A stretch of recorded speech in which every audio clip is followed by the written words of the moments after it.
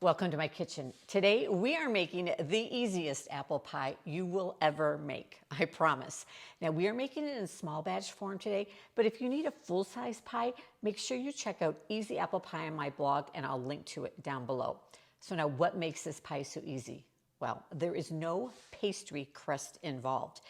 Some people may call it a French apple pie, and it has a crumble topping on top, but we're gonna take that crumble mixture and we're also gonna make the bottom crust using it. So join me in the kitchen as we make small batch recipes with big taste.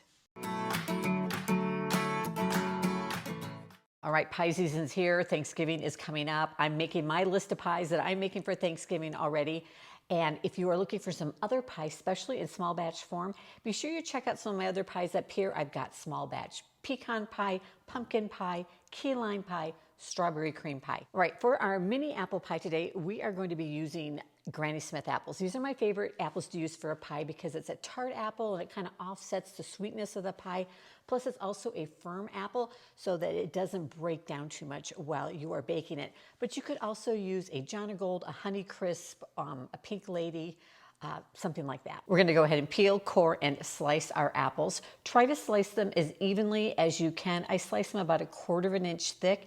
This will help your pie to cook more evenly. Now, to keep my apples from turning brown while I put the rest of the pie together, I put them into a bowl with cold water and add in 1/2 teaspoon of salt. Just mix it together. It works like magic. Start assembling our pie now. Now I have taken, this is 7 tablespoons, which is just 1 tablespoon shy of 1/2 cup, and I have melted my butter. We are going to add in just 1 cup of all-purpose flour, 1/2 cup of granulated sugar, 1 egg yolk, not the whole egg, just the egg yolk, and 1/2 teaspoon of baking powder. So this is our crust and our crumble topping mixture. Then we're just gonna mix this together until it is nice and crumbly. All right, for our 2 little mini pies, we're going to use these 5-inch pie tins. I get them off of Amazon. I'll link to them down below. Now we wanna take our mixture here, I'm gonna grab my spoon. We kinda wanna just divide it into 4 sections, okay?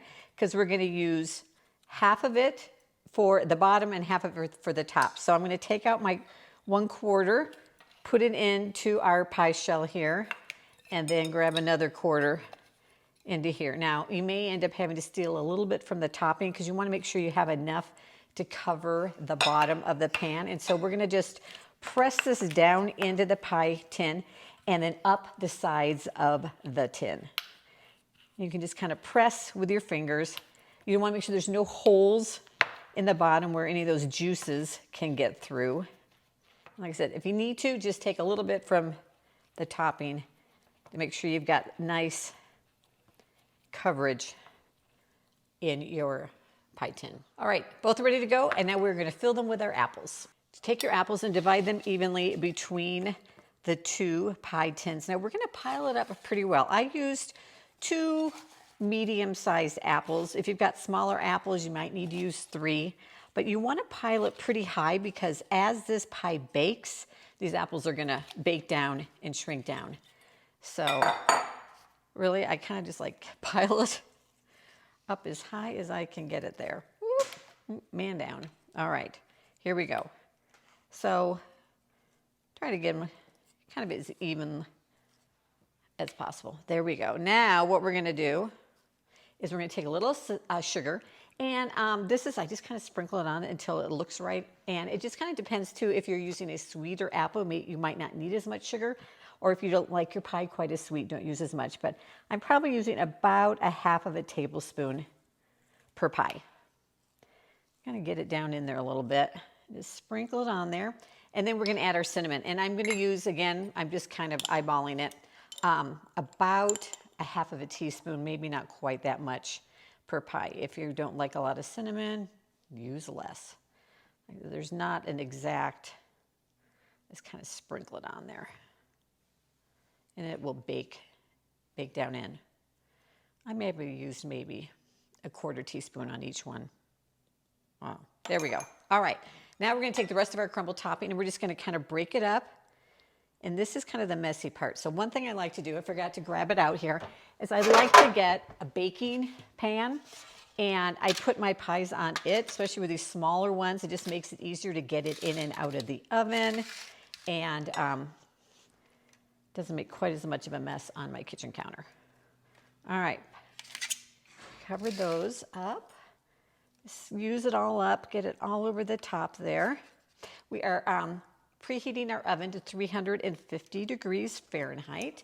And these pies are gonna bake anywhere from 30-40 minutes, depending on your oven, until they're nice and golden brown on top, and you'll see the juices of the apples bubbling. Oh, all right. There we go, get some of this off the pan here. All right, these are ready to go into the oven. Our pie is out of the oven. It smells amazing. You know, this recipe was given to me over 25 years ago by a dear friend, and it is the only pie recipe I have made since then.